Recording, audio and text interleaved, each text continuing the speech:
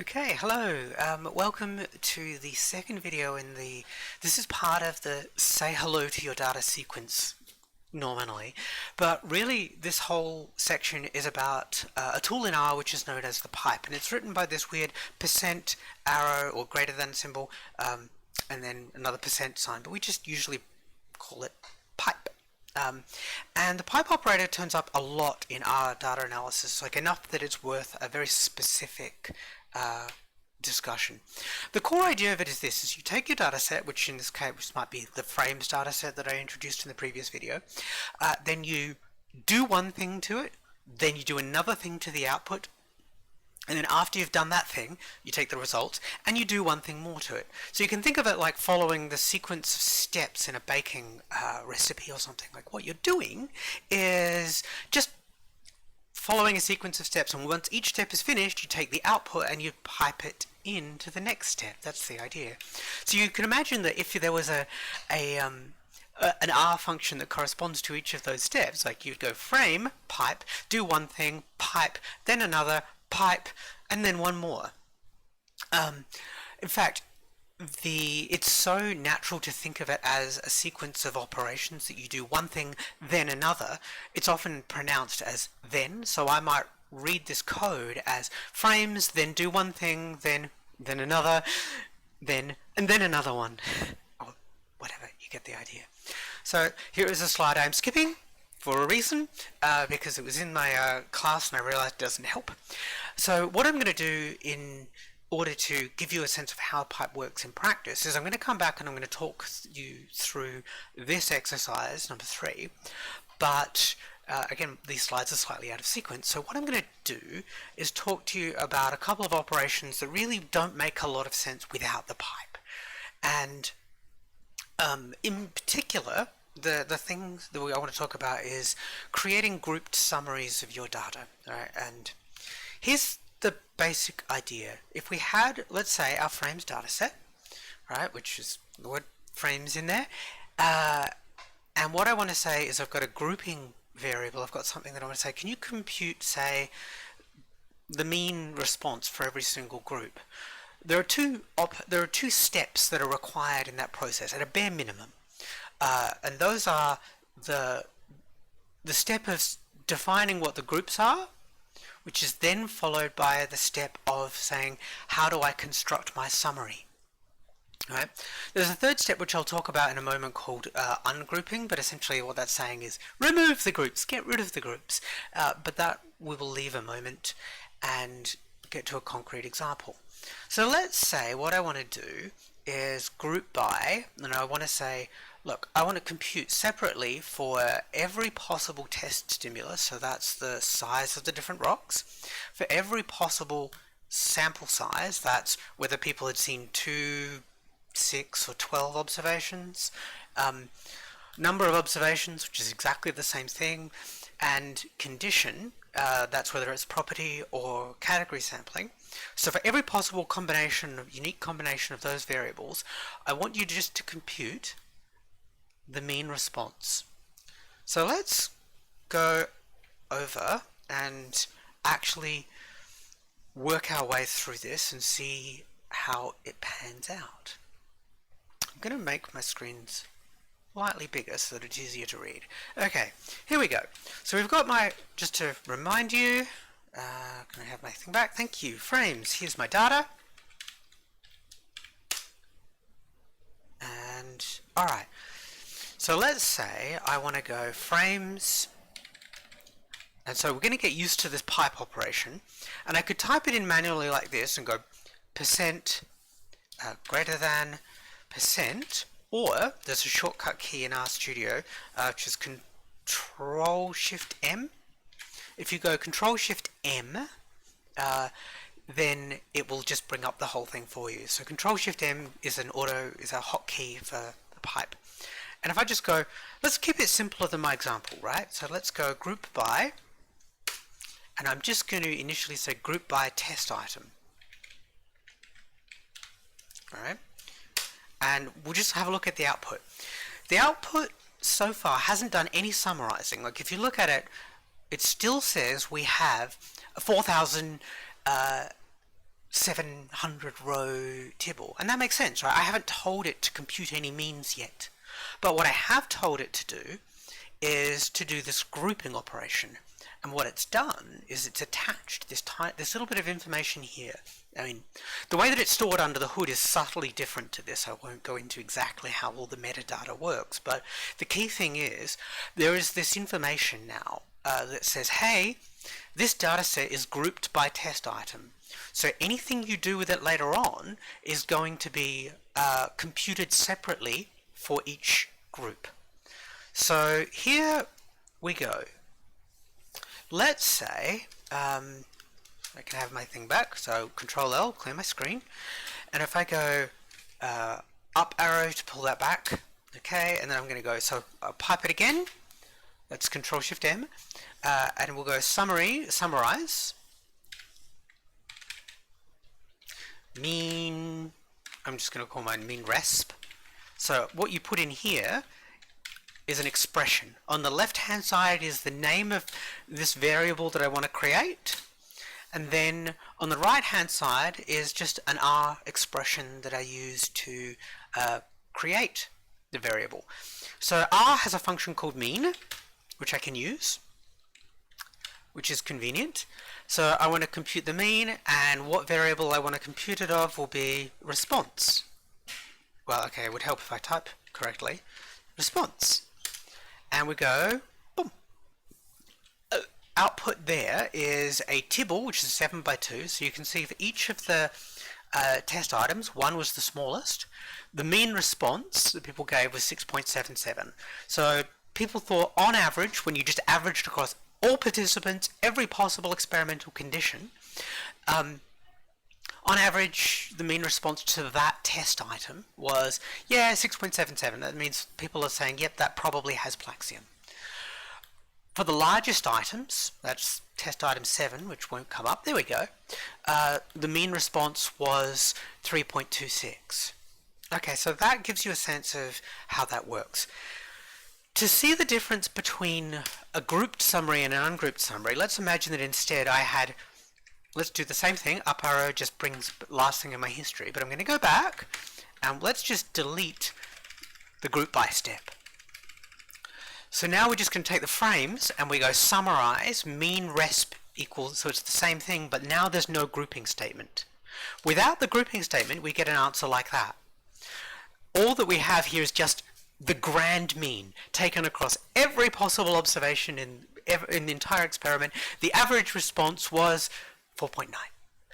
Not amazingly useful, I'll admit. While I'm here, let's talk about a couple of other things that we can do to make our lives a little bit easier. So we can, one thing we can do is a summarise statement can do two things at once.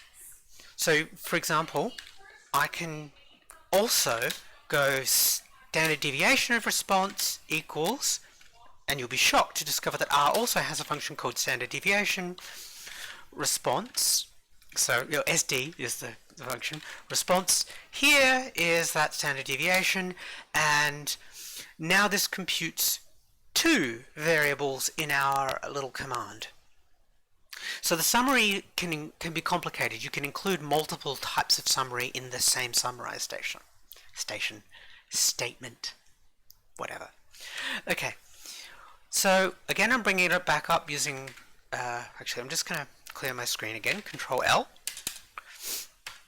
Alright, so here I am going to do the same thing as I did last time, but I'm going to add in a group by statement. But you'll notice that my command is getting unwieldy, and I should probably be working in a script anyway. So what I'm going to do is go create a new script, and the shortcut for that, by the way, is Control Shift N. It gives me an untitled one.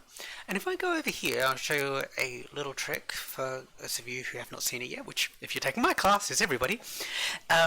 This shows you the history of the commands that you've typed, so you can click on that one and then say, yeah, that was the most recent one I did. Let's keep that. And if I click on to source, it moves it over here into my script, which is great because now I can just make this a little prettier. So we'll add in some spaces.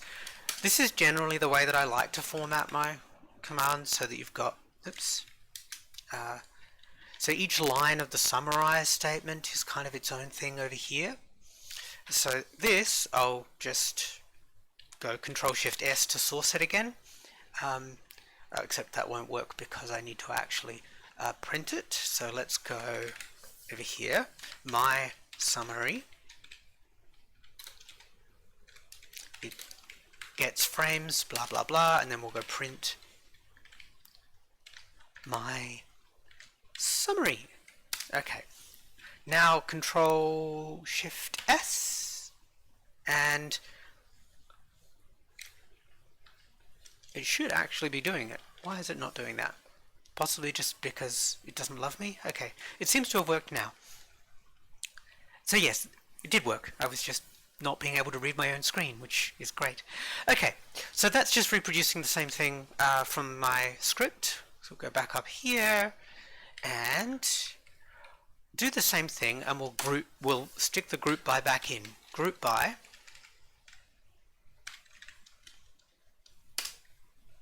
and let's just initially we'll go group by, and we'll just do test item like I did before. So Control-Shift-M to get my thing back. I'll save it. I should save my script as I go. That was Control-S, just as a reminder. I will just call this summarise. Enter. Okay. So now if I go Control-Shift-S, and now what you can see is the means and standard deviation broken down by each of the 7 test items. Cool. The next step in understanding group by is realizing you can have things broken into as many groups as you like. So I can go break it into, let's have condition, because really we wanted to separate out the category condition from the property condition, and in fact we probably also want to do it by the sample size, right? So that was one nice thing to note here in the pop-ups there is that when those little things in purple come up, they're variables in your data set. So sample size, that's our other grouping variable, and that'll do for now. So if I go like this and then go Control-Shift-S to source it, now what we see, I'll give you the full screen so that you can see it a little better. Okay, sorry, there we go. Alright, the output here now is a table with 42 times 5, so 42 rows, 5 columns. So we have here there are 42 distinct conditions in the experiment. Like that's what I was showing in that picture at the start of the first video. That's the main thing you need to take away from that. And we have now this thing that has been grouped by every unique combination of test item, condition, sample size. So those were the three variables I used to define my conditions, and then for each of those we've got a mean and a standard deviation. The things that I actually plotted in that bar plot were the median and the interquartile range, but you know, some people prefer means and standard deviations, really whatever you prefer. So that's the gist of it. One thing I want you to notice though is this. This is still a grouped data frame.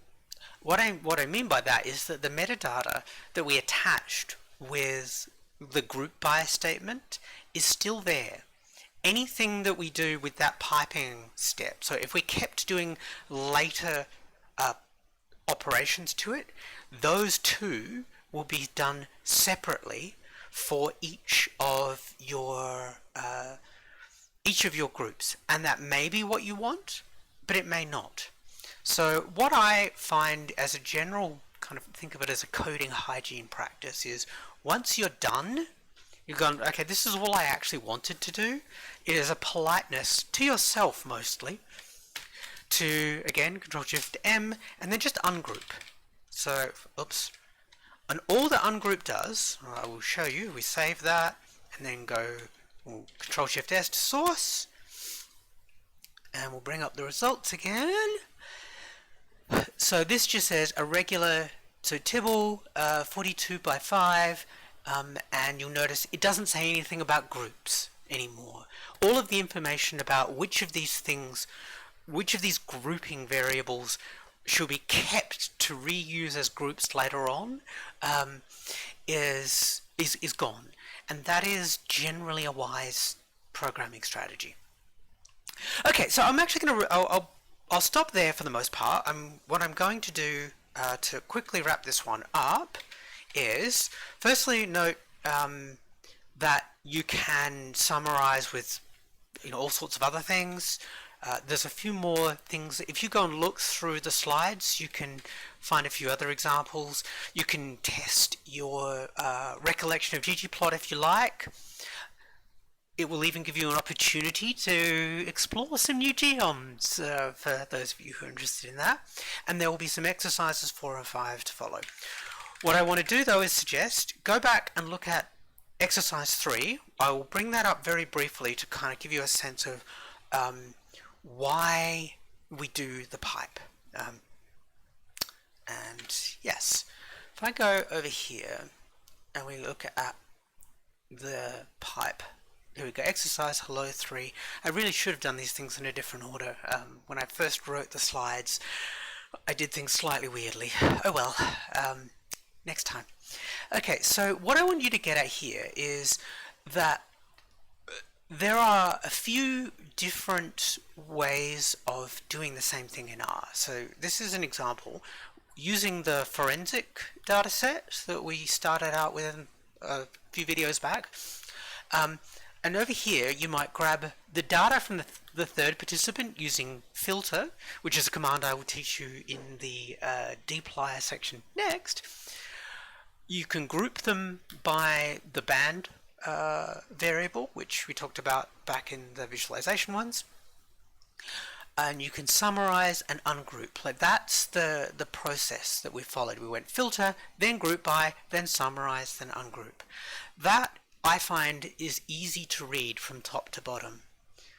The other two things in this script are other ways of doing the same thing, right? So without using the pipe, you would have to go, okay, create, in this first one, you start with your dataset forensic, and then you would filter it, store the result as this intermediate variable x, then you would group by x, save that to intermediate y, then summarize y and call it z, and then the participant who is ungroup z. And this whole kind of x, y, z, these creation of the intermediate variables is really annoying. And here is an even more annoying way of doing the same thing. If you just nest, so put one function inside another, this is how it would work. You could start by filter the data, then the output of that filter becomes part of your call to group by, and that becomes part of your call to summarize, and then that becomes part of your call to ungroup, and that is completely unreadable. Like, nobody actually likes reading from the inside out. All of these three things are functionally or behaviorally equivalent, more or less. The reason throughout this class I'm going to be doing things with a pipe, and so this is the way in which we will be doing things through the rest of the videos, is just that this sequence is really easy to read in comparison to the other two. So you can try playing around with that by yourself, and try exercises 4 and 5, and then I'll be back with a very short wrap up, and then we'll be on to the dplyr section. Alright, bye for now.